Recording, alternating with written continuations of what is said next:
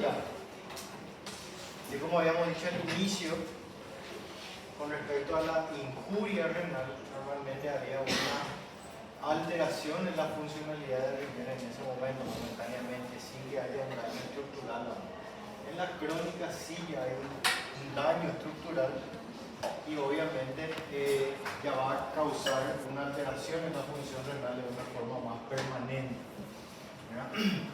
Y normalmente hacemos cuando dura más de 3 meses, o sea que una urea y una creatinina que están por encima de los valores normales y su duración pasa por encima de los 3 meses, obviamente ya consideramos una insuficiencia renal crónica, una enfermedad renal crónica. Obviamente esto va a traer repercusiones de forma sistémica, principalmente en esos 3 laboratorios que habíamos dicho al inicio, que era justamente la hemoglobina, la urea, creatinina y también la gasometría, ¿verdad? Esos 3 entonces estarían alterados. Esto puede estar acompañado con o sin descenso de la tasa de filtración número 1. ¿Ustedes saben cómo se determina la tasa de filtración número 1? ¿Alguna vez escucharon?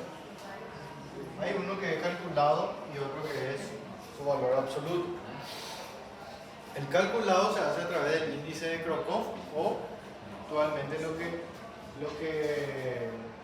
más se utiliza o lo que recomienda es la Sociedad Americana de Nefrología es el MDRD de 4 variables. ¿Verdad? Que pueden buscar esa calculadora en internet. Ya sé. MDRD de 4 variables. Normalmente para el Crocov se hace una fórmula, pero así como le digo, el Crocov es uno de los más antiguos, pero no tiene tanta especificidad como llega a tener el índice de MDRD, por eso últimamente se utiliza más este, que tiene que ver mucho con la edad, el sexo, el valor de creatinina y la raza, ¿verdad? Prácticamente esos 4 elementos. Y lo otro, que es la tasa de filtración en sí, que es la más específica, se hace a través de la orina de 24 horas, ¿verdad? En donde obviamente tienen que entender que no se solicita tasa de filtración, se solicita aclaramiento de creatinina o clearance de creatinina, que eso sí conocen, ¿verdad? ¿No? ¿Nunca escucharon? Clearance de creatinina. Bueno, la tasa de filtración es el clearance de creatinina. Otra de las cosas que tienen que tener en cuenta es que enfermedad renal crónica no es igual a anuria. También es otra cosa que pensamos. Que un paciente que ya tiene una enfermedad renal crónica, que obviamente le va a acompañar una anuria, ¿no? Obviamente ustedes no tienen que tener ese concepto, pero normalmente el paciente siempre va a hablar de ese concepto y le va a decir: doctor, ¿yo cómo voy a tener una enfermedad de los riñones si yo orino 5 o 6 veces al día? ¿Verdad? Obviamente puede llegar a haber un periodo de hiperdiuresis incluso, pero tienen que recordar que ese riñón ya no filtra, ¿verdad? O sea que es solamente una salida de todo el producto plasmático de la sangre, o sea, sería del plasma, que es lo que se está produciendo como orina. No es una diuresis en sí, no hay filtración, no hay secreción, no hay reabsorción de ningún tipo de componente indispensable, y obviamente no tiene nada que ver diuresis con enfermedad renal. Eso siempre tienen que tener en cuenta. Es más, en lo diabético, que es lo que más vamos a llegar a ver con la enfermedad renal, antes de alcanzar el estadio 5, siempre tienen un periodo de hiperdiuresis. ¿Qué significa eso? Que el paciente, antes de llegar a la enfermedad renal estadio 5, que sería ya en etapa hemodialítica, el paciente tiene alta cantidad de diuresis que obviamente ahí llega a tener pérdida de ciertos tipos de componentes, entre ellos el azúcar, por ejemplo. ¿Qué pasa? Estos pacientes normalmente tienden a tener una normoglicemia, pero es una normoglicemia falsa. ¿Por qué es falsa? Porque durante esos 3 meses no va a tener normoglicemia, porque su riñón no está reabsorbiendo nada de azúcar y obviamente se elimina. En este periodo también puede llegar a aparecer cuadros de hipoglicemia. Eso es otra de las cosas que tenemos que tener en cuenta. ¿Puede el paciente tener hipoglicemia? Sí, puede llegar a tener, principalmente si hace uso de insulina. Y como le digo, muchas veces si alguien ni siquiera hace uso, dice, doctor, yo estoy mejor que nunca. Y es cierto, él se va a sentir luego mejor porque sus índices de glicemia están más equilibrados. Pero eso no significa que su cuadro está mejor, ¿verdad? Sino que en cualquier momento, obviamente ya se va a manifestar la oliguria y anuria incluso, y ahí ya se va a digamos que a quedar de forma permanente ya la enfermedad renal, ¿verdad? Pero no cumple ningún tipo de función justamente de esa diuresis. Bueno, otra de las cosas que tenemos que tener en cuenta es que es un proceso fisiopatológico multifactorial. ¿Qué significa eso? Que no solamente va a afectar la diuresis, sino que afecta obviamente todo el sistema. Ustedes saben que va a haber una desregulación hidroelectrolítica, el paciente va a tener mayor tendencia a desarrollar edemas, derrames. Otra de las cosas, los electrolitos, puede haber mayor tendencia también a desarrollar, por ejemplo, ¿cómo le digo? Arritmias a causa de alteraciones del potasio, por ejemplo, o una mayor somnolencia por la hiponatremia que podría llegar a tener. Y obviamente esto es de carácter progresivo. Cada vez se va a ir presentando mayor cantidad de trastornos que van a interferir sistémicamente hasta que pueda llegar a realizar su terapia de reemplazo renal, que sería la famosa diálisis. Otro también que se suele llegar a hacer son los trasplantes renales. Ustedes saben que hoy a nivel mundial el trasplante renal es uno de los trasplantes que más se hacen. Con todo eso es increíble cómo crecen los pacientes con patología renal. Cada vez hay más trasplantes renales, pero cada vez también hay más pacientes renales. No sé cómo será en el Brasil. Acá en Paraguay solamente, o sea, es el trasplante que más se hace en el Hospital de Clínicas de Asunción, y no todos tienen la posibilidad de entrar dentro de ese pool. Diabético, por ejemplo, no entra. Por que dá muita rejeição? Eso anteriormente había mucho porque no había un control. Hoy en día ya se hace un estudio histofisiológico. Anteriormente los trasplantes se hacían a través del ¿cómo se llama? Del grupo sanguíneo nada más. Si es que era compatible tu grupo sanguíneo y más o menos una edad de más o menos 10 años, se hacía el trasplante, pero obviamente había muchísimos casos de reacción, de rechazo.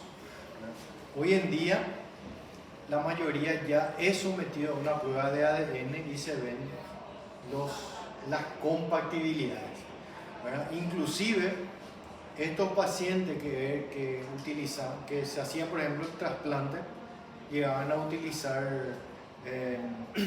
inmunosupresores biológicos, así como estuvimos dando, por ejemplo, en artritis reumatoide y todo eso. Y obviamente era sometido a muchos medicamentos que producían esa inmunosupresión. Hoy en día, con los trasplantes prácticamente solamente se usa corticoide. El corticoide de dosis mínima y prácticamente ya no hay rechazo ni nada. Pero sí, hasta hace 5 a 8 años atrás sí había, se hacía solamente por el grupo sanguíneo, ¿verdad? Fallece un paciente o entrega a un paciente que es grupo O positivo y obviamente se le pone otro. Ahora ya no. Ahora tiene que haber compatibilidad, ¿verdad? Por eso ese tema de, ¿cómo es que le llaman? Estar en la lista de espera. La lista de espera ahora ya no es tan lista de espera, ¿verdad? La lista de espera es de acuerdo a la compatibilidad genética que llega a tener y ahí es menos probable pues que deje de funcionar ese órgano. Pero sí, no sé, en el Brasil cómo será. Acá solamente personas, por ejemplo, con alguna malformación congénita, fibrosis quística o cierto tipo de patología son sometidos al trasplante renal. Paciente diabético es como que se portó mal en su vida, ahora aguantate con eso. Aguantate con eso. Lo mismo el trasplante hepático, acá también se hace, pero en paciente alcohólico no se hace. Bueno, algunas de las causas de la enfermedad renal crónica están las enfermedades vasculares, al igual que habíamos dicho en la aguda, también ciertas enfermedades vasculares que obviamente una insuficiencia cardíaca puede llevarte hacia una patología renal ya crónica. Enfermedades glomerulares como una hidrorepetición, por ejemplo, los tubos intersticiales, neuropatía obstructiva, prácticamente todo parecido a la aguda, pero si es que eso se llega a cronificar, conlleva posteriormente hacia lo que es una insuficiencia renal crónica. Ahora, no sé si alguna vez ya escucharon del síndrome cardiorrenal. ¿La escucharon alguna vez? ¿No? ¿Qué le parece que puede llegar a ser el síndrome cardiorrenal?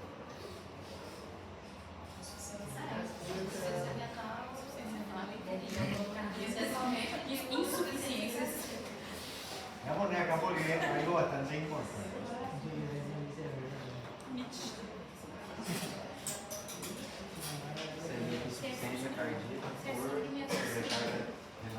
Y puede ser. El síndrome cardiorrenal son 4 tipos, ¿verdad? Que obviamente tiene que ver, y algo que tenemos que llegar a entender, es que cualquier disfunción cardíaca repercute en el riñón y cualquier disfunción renal repercute a nivel cardíaco. Eso tenemos que llegar a ver, obviamente, el corazón que manda el volumen de flujo. Si yo tengo una disfunción cardíaca, ¿cómo va a interferir en el riñón? Con hipoflujo y obviamente disminución de la filtración. Entonces, una insuficiencia cardíaca va a conllevar hacia una insuficiencia renal. Y lo contrario, si yo tengo una disfunción renal, obviamente va a estar alterado el sistema renina-angiotensina, que va a repercutir a nivel cardíaco, generando una sobrecarga.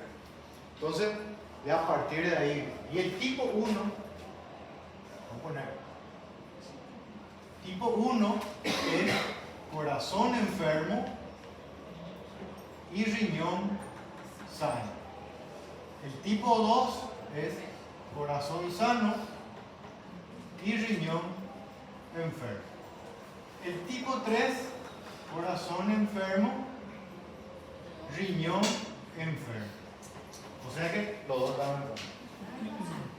Y tipo 4, corazón sano, riñón sano y hay una causa externa. Por ejemplo, un shock séptico, ¿verdad? Que obviamente va a repercutir en la funcionalidad cardíaca y va a repercutir también en la funcionalidad renal. ¿Sí? Entonces, de repente cuando están en el internado y le dicen, tengo un paciente con un síndrome cardiorrenal tipo 2, le va a mirar el jefe de normalmente está en las guías, en los libros yo creo que no recuerdo haber visto nada. Pero síndrome cardiorrenal es eso. Bueno, y ahora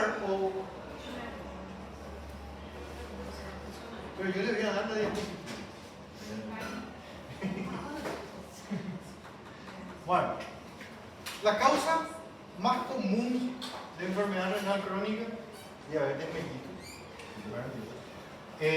Acá la Sociedad Paraguaya de Diabetes había hecho tipo un censo en el año 2011, en donde su comparativa entre el 2006 y el 2011 era un crecimiento de aproximadamente de 8% anual de pacientes con diabetes a nivel nacional.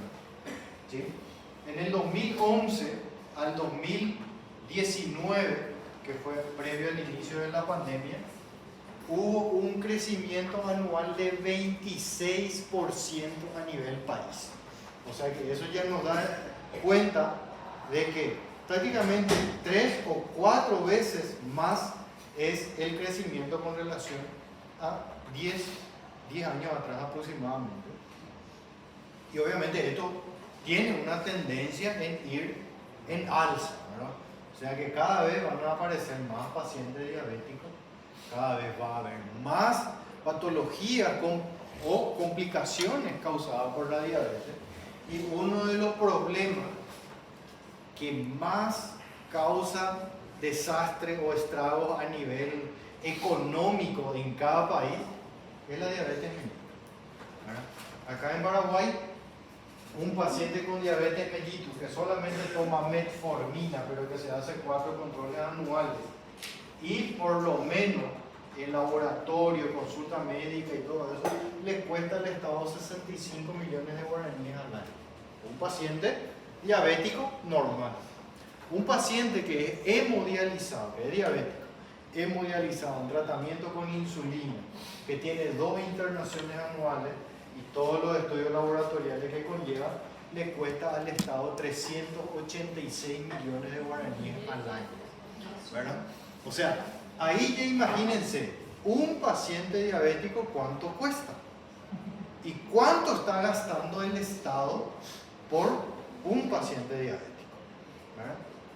Obviamente esto se transformó en un problema a nivel de salud pública, no solamente acá en el país, pero el primer país en tomar la iniciativa hasta ahora es Estados Unidos, que está dando el Ozempic a prácticamente todo el mundo. Que ellos están, obviamente, evaluaron que una de las causas, obviamente, es la obesidad. O sea, la obesidad conlleva la diabetes y de la diabetes, nuevamente, es lo que conlleva todo lo que es las complicaciones. Entonces, ellos dijeron que en vez de que nosotros ataquemos la diabetes, ¿por qué no atacamos primeramente la obesidad? Porque con la obesidad ya estaríamos contrarrestando lo que es el síndrome metabólico, que sería hipertensión, y la diabetes en sí. Y bueno, y ahora no sé en qué año, o el año que viene, creo que se lanza el Ozempic de forma gratuita a nivel de salud pública en los Estados Unidos. Se va a hacer una prueba por 10 años y su principal factor no es ver quién tiene menos diabetes. Su principal factor es ver cómo actúa sobre la economía americana. ¿Qué significa eso? ¿Cuántos pacientes pueden llegar a desarrollar la diabetes y obviamente ir a consultar a causa de esas complicaciones? Como le digo, la diabetes es un problema, yo creo que mundial, que está en crecimiento y es algo que más tenemos que llegar a cuidarnos nosotros como médicos, y obviamente es una patología que tenemos que conocer porque sí o sí, aunque sean traumatólogos, van a llegar a tener pacientes diabéticos y algo van a tener que saber de diabetes. Bueno, la otra causa es la hipertensión arterial, que su principal factor son las glomerulonefritis, y la enfermedad renal poliquística, que es la principal enfermedad congénita que puede llegar a causar también una enfermedad renal crónica. Ahora sí ya puedo borrar.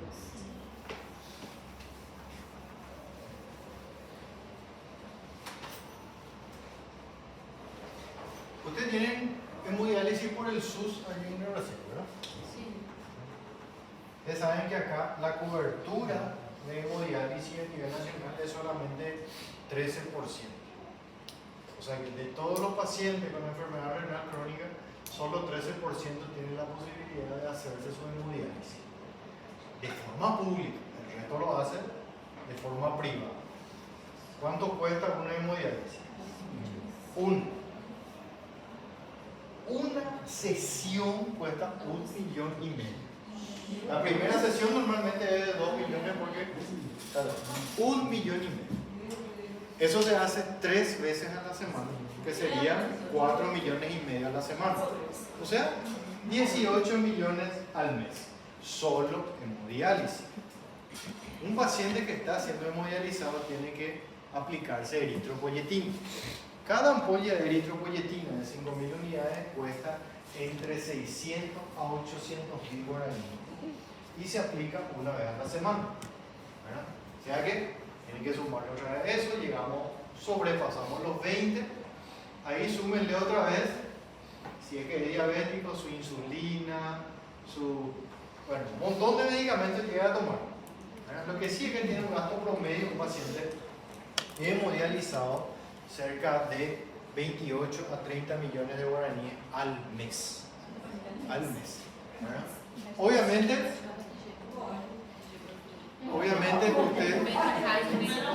ustedes llegan a ver que hay gente que vende su casa, sus vehículos, los hijos venden sus casas a causa de la venta de sus casas, sus hijos se separan las familias, ¿verdad? O porque ocurre eso. Y obviamente se transformó en un problema social, ¿verdad? Como él le digo, es bastante gasto. Y lo peor es que el paciente hemodializado no puede decir, ay, bueno, me voy a morir nomás. Porque muere mal, muere ahogado. Ustedes saben que el pulmón se llena de líquido y obviamente muere ahogado, ¿no? Y no le matan en 24 horas. O sea, lo mejor que le puede llegar a ocurrir es que le agarre un infarto. Y ahí se termine el cuento, ¿verdad? Pero un paciente hemodializado, si es que no se trata, tiene un mes de sufrimiento bastante terrible, ¿verdad? Y sufre mucho. Entonces, obviamente, además de eso, además del gasto económico, ¿cuánto tiempo dura una sesión de hemodiálisis? De 4 a 6 horas. Imagínate estar conectado a una máquina 6 horas, 3 veces a la semana por el resto de su vida. Horrible, ¿verdad? La mayoría de los pacientes diabéticos que perdieron la pierna, perdieron el ojo y luego ya fueron hemodializados le dicen, doctor, había sido perder una pierna no era tan terrible. Había sido quedarse ciego no era tan terrible. Lo peor es hacer la hemodiálisis. Porque vos perdés una pierna, igual podés ir de cualquier lado, ¿verdad? Con silla de ruedas, pero te vas. Lo mismo, siendo ciego, podés disfrutar todavía de ciertas cosas. Sin embargo, hemodializado es como estar preso. ¿Vieron esos presos que se tienen que ir a marcar que no salió del país? Es más o menos así. Ya está atado a una máquina. Entonces es bastante complicado. Por eso su acompañamiento psiquiátrico es bastante importante también en ese tipo de pacientes. Y obviamente la prevención, lo primero. Si ustedes le hablan de esta forma a su paciente que no está entendiendo, Ina, que la diabetes es terrible, hagan esta comparación. Obviamente la única forma de que entre más o menos en la conciencia es dándole un poquitito de miedo. Bueno, ¿qué manifestaciones va a tener? Primeramente, conforme a lo que disminuye la función renal, van a haber una alteración en el balance hidroelectrolítico que se traduce con la retención de sal. ¿Por qué si hay hiponatremia puede haber retención de sal? Obviamente ustedes saben que la eliminación, la síntesis de espironolactona, tengo dislexia mental. Aldosterona, ahí está, que te hablé del medicamento que contrarresta la aldosterona. Al liberarse la aldosterona, ¿para qué se libera la aldosterona? Para retener. ¿Sí? ¿Cómo actúa actúa la aldosterona, retiene sodio y a través de la retención de sodio retiene agua. ¿Por qué llega a ocurrir eso? Una menor diuresis va a conllevar hacia una orina más concentrada. ¿Sí? La mayor concentración de orina, el riñón va a entender de que hay poco volumen de flujo. Entonces, si hay que hay poco volumen de flujo, ¿qué hace? Se estimula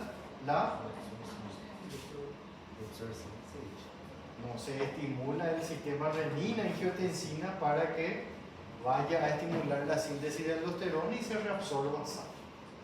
¿Sí? De esa forma, al reabsorber sal, obviamente entra mayor cantidad de agua. Y eso con el tiempo va a generar una disminución, por la alta retención de agua, va a generar una disminución en el sodio. ¿Verdad? Y obviamente puede llegar a producir también después complicaciones con respecto al sodio principalmente, como por ejemplo un estadio de mayor somnolencia. Hay también disminución de la capacidad de concentrar la orina, ¿verdad? O sea que va a haber un desbalance, posteriormente se va a afectar la capacidad de excretar el agua en la orina, disminuye el volumen urinario diario reteniéndose agua, va a empezar el edema de miembros inferiores, lo que lleva a un edema manifestado por el aumento de peso e incluso la insuficiencia cardíaca por retención hídrica justamente, y el edema agudo de pulmón, que ya sería en casos más graves. O sea que primeramente lo que ocurre es una alteración en la reabsorción, ¿verdad? A causa de una mala lectura de la concentración. Todo eso se da por un menor flujo que hay a nivel glomerular.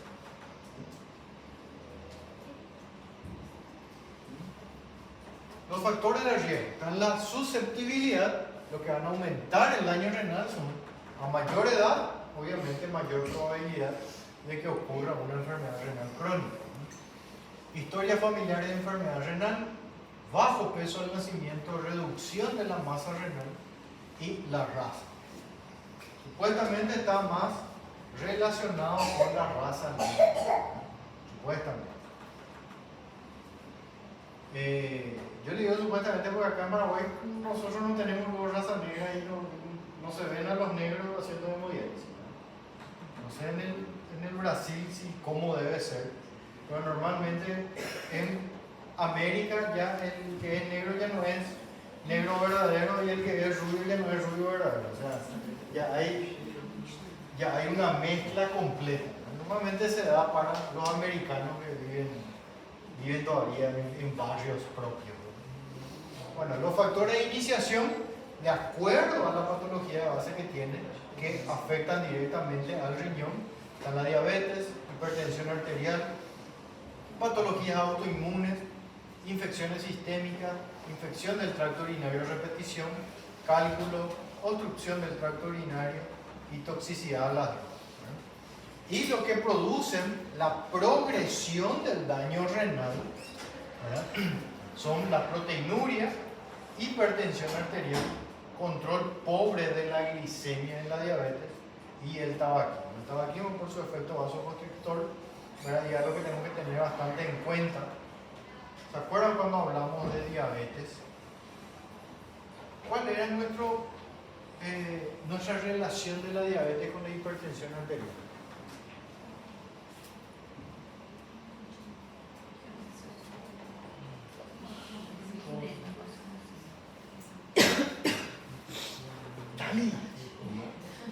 ¿Cuál era la relación de la diabetes con la hipertensión? O açúcar puxa o líquido para dentro do vaso. ¿Perdón? A glicose puxa o líquido para dentro do vaso, aumenta o dano vascular. Claro, el tiempo que tiene es justamente con relación al daño glomerular. Una persona que tiene diabetes y no tiene hipertensión, para que aparezca un daño glomerular puede llegar a tardar hasta 10 años. Pero un paciente que tiene diabetes y también tiene hipertensión, esa complicación se puede presentar en meses. Eso es algo que tengo que tener bastante en cuenta. Que la relación que hay no es directa con algo metabólico, pero sí directo con el daño vascular renal que lleva a producir. ¿Sí? Por eso siempre, si ustedes tienen un paciente diabético y tiene hipertensión, no tienen que tardar en ir a hacerle su fondo de ojo lo más rápido posible, ¿verdad? Fondo de ojo es fundamental, principalmente si tienen antecedentes de hipertensión de larga data. Lo otro, tasa de filtración glomerular. ¿Qué significa eso? Le vamos a solicitar orina de 24 horas, proteinuria y clearance de creatina. ¿Vale? Eso siempre tienen que tener en cuenta. Bueno, y obviamente una de las cosas que vamos a llegar a ver si es que hay proteinuria es la pérdida, es el descenso de la albúmina, por ejemplo, en sangre. ¿Y le repongo o no le repongo albúmina? No, porque empeora el daño renal. Eso siempre tienen que tener en cuenta. Ustedes le van a hacer su hemograma a estos pacientes, su albúmina va a estar muy bajo y van a culparle el edema a esa albúmina baja. Que es cierto, es por eso, porque está perdiendo por riñón. Pero ¿le doy o no le doy? No se le da porque va a empeorar la función renal y obviamente va a conllevar más rápido hacia un estadio 5. ¿Sí? Hay que deshidratarle nomás a ese paciente, alejarle de todo lo que es líquido y solamente eso. Ahora si la disminución de la proteína es por causa hepática, ahí sí se le puede hacer algo. Bueno, ¿qué anomalías clínicas puede llegar a presentar una enfermedad renal crónica? Hidroelectrolítica, que tenemos una hiponatremia, por ejemplo. Después, y lo más característico es la hipercalemia. Siempre los pacientes que tienden a tener una enfermedad renal tienden a tener una hipercalemia. Enfermedades endocrinas y metabólicas, ¿verdad? Pueden llegar a afectar la funcionalidad normal de la tiroides también, obviamente repercute también sobre la función suprarrenal, así como estábamos hablando, que directamente afecta la aldosterona y luego puede llegar a afectar a otras hormonas. También las neuromusculares, principalmente por el metabolismo del calcio. Ustedes saben que en el riñón también se libera vitamina D3, ¿verdad? Que obviamente participa en el metabolismo, en el intercambio de calcio que hay a nivel de los huesos. ¿Sí? Si yo no tengo vitamina D3, no hay intercambio de calcio, obviamente todo ese calcio va a parar en los huesos nomás. ¿Y qué pasa con el calcio de la sangre? Empieza a disminuir y obviamente va a repercutir ¿en quién? En órganos que utilizan constantemente el intercambio de calcio, como por ejemplo la musculatura esquelética y la musculatura cardíaca. O sea que puede llegar a aparecer, por ejemplo, bloqueos, prolongación del QT en el electrocardiograma y presencia de calambres o pérdida de movilidad, por ejemplo, de ciertos miembros. Y como dice cardiovasculares, estaríamos teniendo justamente las alteraciones arrítmicas y pulmonares con presencia de derrames pleurales. Dermatológica también a nivel de la piel. Una de las características que tiene un enfermo renal crónico es el cambio de coloración de la piel. La piel se vuelve un poquitito parda, ¿verdad? Tiene un color pardo verdoso. Difícil de escribir, ¿verdad? Sin mostrar, ¿verdad? Pero es diferente la piel del paciente con enfermedad renal. Aparato gastrointestinal, como que el riñón ya no elimina potasio por la diuresis, normalmente se lo hace a través de la vía digestiva y estos pacientes pueden llegar a presentar, por ejemplo, diarreas constantes o también estreñimiento a consecuencia. Entonces va a haber también, además de gastritis, ¿verdad? Principalmente con uremia, el famoso síndrome urémico que va a dar esos vómitos, malestar, inclusive puede llegar a dar una úlcera.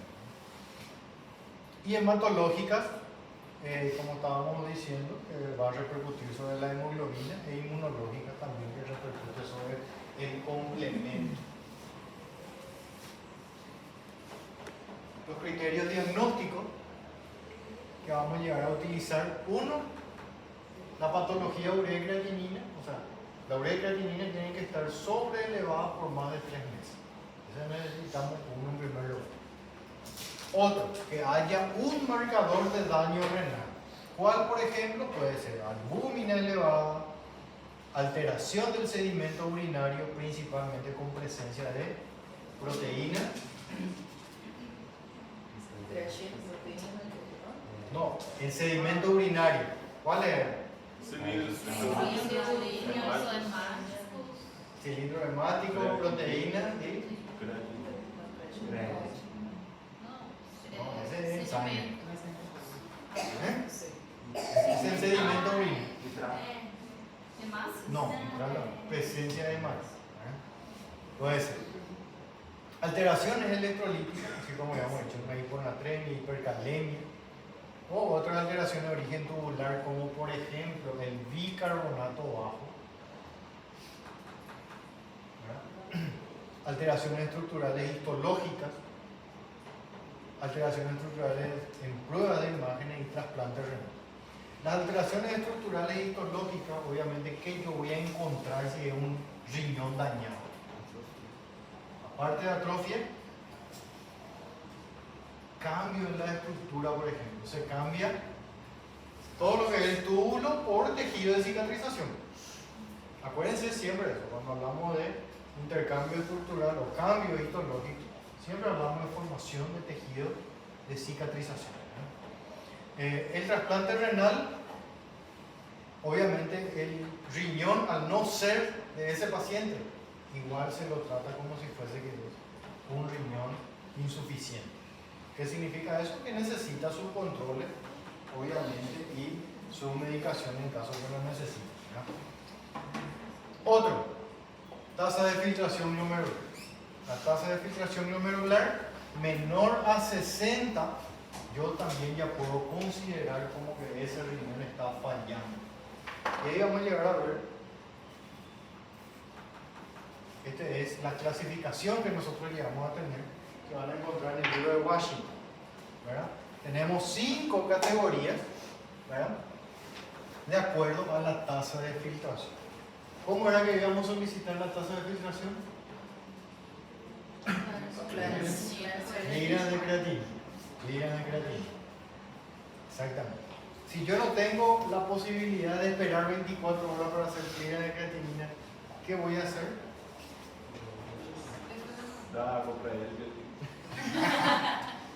No, hago el calculado, el MDRD, acuérdense. Si es que no tienen la posibilidad de hacerlo, la orina de 24 horas, ustedes ya quieren saber.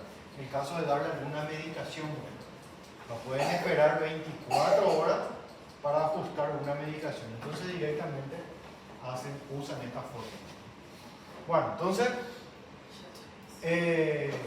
con respecto a la tasa de filtración, el grado 1 es mayor a 90 miligramos por decilitro de la creatinina. El G2 sería entre 60 y 89, y a partir del 3 ya hablamos de insuficiencia renal, ¿verdad?, que sería entre 59 y 45, ¿verdad?, donde ya va a estar moderadamente disminuido la diuresis. Entre 44 y 30, que ya es moderado y gravemente disminuido. Entre 29 y 15, que ya es gravemente disminuido, y el grado 5 ya es menos de 15, que ya es una falla renal normalmente acompañado de anuria. En este G5 normalmente ya se plantea la terapia de sustitución renal, que puede ser hemodiálisis, y si tiene suerte, obviamente el trasplante renal. Lo otro también que se hace es con relación a la albuminuria, pero a nivel internacional solamente tasa de filtración glomerular.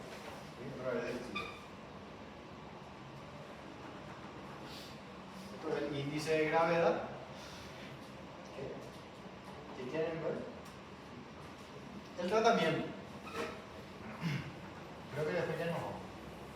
Si se quieren ir, ¿no? Si no vemos otro. Bueno, el tratamiento obviamente tiene que ser específico en base a cada uno de los pacientes. ¿Verdad? Yo tengo que tener en cuenta que en mi grado 3 de alteración de tasa de filtración, yo ya estoy delante de un paciente con una enfermedad renal crónica.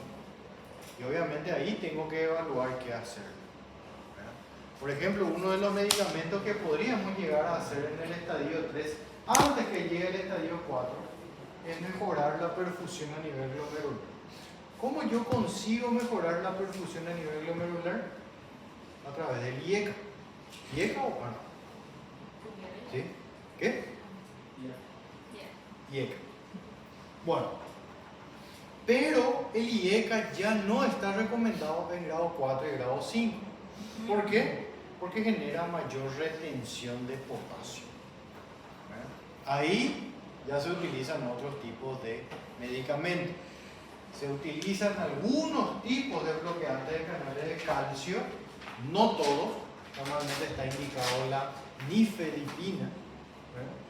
Y también se podría llegar a utilizar los beta bloqueantes, como en el caso, por ejemplo, de los selectivos como el atenolol, que se utilizan para la presión. Pero con respecto al IECA, por ejemplo, se puede utilizar en cualquier estadio para protección renal, excepto estadio 4 y 5 de la insuficiencia. Eso tienen que tener en cuenta. Otro, evaluación y el manejo de las comorbilidades, o sea, si es que es diabético, yo ya no le puedo estar dando un antidiabético oral. Esa es otra de las cosas que tengo que tener en cuenta. Imagínense, yo le estoy dando glimepirid. ¿Sí? La glimepirid, ¿cuánto es la vida media de la glimepirid? 24 horas. 24. ¿Qué pasa si yo le doy a un paciente que tiene una tasa de filtración de 45, le doy una glimepirid? Obviamente el tiempo de eliminación, ¿verdad?, no va a ser en 24 horas. ¿Y qué se va a producir? Un depósito de ese medicamento. ¿A qué va a conllevar? A una hipoglicemia en algún momento. Entonces yo tengo que ajustar. Si es que yo le voy a dar una insulina, también ahí ustedes van a llegar a ver ciertas guías, dicen, es lo recomendable no hacer insulina de vida media prolongada, como por ejemplo la gliadina. Utilizar la NPH en todo caso que tiene una vida media más corta, ¿sí?, en el caso que sea un enfermo renal. Y así va con prácticamente todos los otros medicamentos. Lo mismo, si es que le voy a dar, por ejemplo, un antihipertensivo, es lo posible darle un antihipertensivo que sea de acción intermedia, no de acción prolongada. Y obviamente también con los antibióticos. Los antibióticos, si es que yo le voy a dar por bastante tiempo, tengo que calcular la tasa del valor para que no produzca un daño a nivel glomerular. Entonces siempre evaluar entonces la patología de alta. Dice aminorar la pérdida de la función renal. ¿Qué significa? En lo posible tratar de no destruir más ese riñón que ya está luego funcionando mal. Tu paciente es un enfermo renal, le duele su espalda por todo el daño que tiene, le decía otra vez, si tomamos un diclofenac, cada 6 si te duele mucho, estamos destruyendo lo poco que queda. O lo mismo, híjole, tiene bajo su proteína, toma un suplemento de proteína whey. Ustedes saben que es altísimo la cantidad de proteína que tiene. Eso sí va a destruir su riñón en 24 o 48 horas, ya va a destruir completamente el riñón por la cantidad alta de proteína que tienen esos suplementos, ¿verdad? Otro, prevención y tratamiento de la enfermedad cardiovascular. Realmente ustedes saben que siempre va a haber una mayor sobrecarga y va a actuar en contra de la funcionalidad cardíaca. Prevención y tratamiento de las complicaciones de la función renal reducida, como por ejemplo la ingesta de agua. El paciente de usted ya tiene que estar regulando el volumen de agua que toma y de diuresis. ¿Qué significa? Señor, si tomas 2 litros de agua, trata de orinar en una botella y cuantificar cuánto estás orinando por ella. ¿Sí?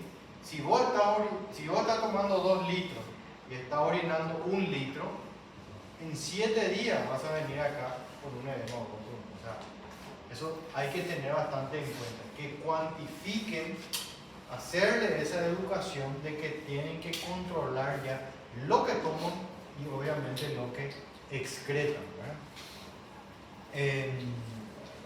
hay que hacer la preparación para la terapia de sustitución renal en el caso de que se haga una hemodiálisis y ya va a ser de forma crónica. No es aconsejable que se haga siempre solamente por catéter. Catéter solamente si es agudo, ¿verdad? O si se necesita rápidamente. El paciente sí o sí va a necesitar su anastomosis arteriovenosa. Entonces tiene que consultar también con el vascular, ¿verdad? Otra de las cosas es ver todos los otros parámetros que pueden llegar a complicarle, por ejemplo, una terapia, una sustitución, una diálisis, que sería la disfunción hepática, o sea que tratar de hacerle su análisis de hepatitis, otra patología como HIV, por ejemplo, y obviamente algo que tiene que tener el paciente sí o sí es vacunas. Tiene que estar vacunado. Ustedes saben que la inmunidad de este paciente siempre está baja. Y lo otro es el reemplazo de la función renal por diálisis y otras cosas. Eso ya sería el último paso. Obviamente hay gente que se adapta a la diálisis, ¿verdad? Hay algunos pacientes, por ejemplo, que un día antes de su diálisis le mete al trago, ¿verdad? Porque sabe que al otro día una maquinita va a depurar, ¿verdad? O también come. Lo mismo hay que atender bien también con respecto a los antibióticos. Si yo le doy un antibiótico antes de su diálisis, obviamente no sirve, ¿verdad? ¿Por qué? Porque la máquina va a llevar todo el antibiótico. Normalmente se hace posterior a la diálisis, o en algunos casos, que son de actividad media un poquitito más prolongada, se hace intradiálisis. Pero eso ya en casos muy específicos, ¿verdad? Normalmente se hace el postdiálisis. Y eso es, o sea, ya ver también el tema de la capacidad que podría llegar a tener el paciente para hacerse la diálisis. Ustedes saben que la diálisis lo único que consiste es justamente la extracción de todos esos componentes de desecho de la sangre y obviamente existe una ¿cómo que le llaman? No era exéresis.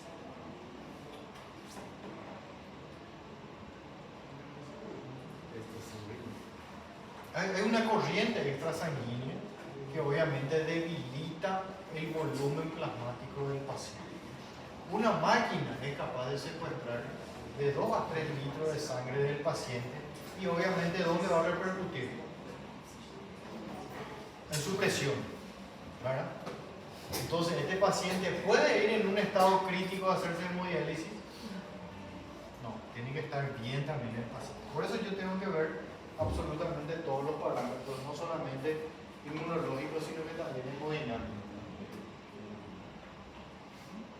Bueno, ahí está la maquinita. Las complicaciones que te puede dar la hemodiálisis son calambres, náuseas, vómitos, cefalea, dolor de pecho y hipotensión.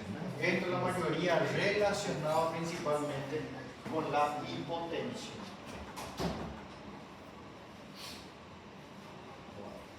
¿Bien?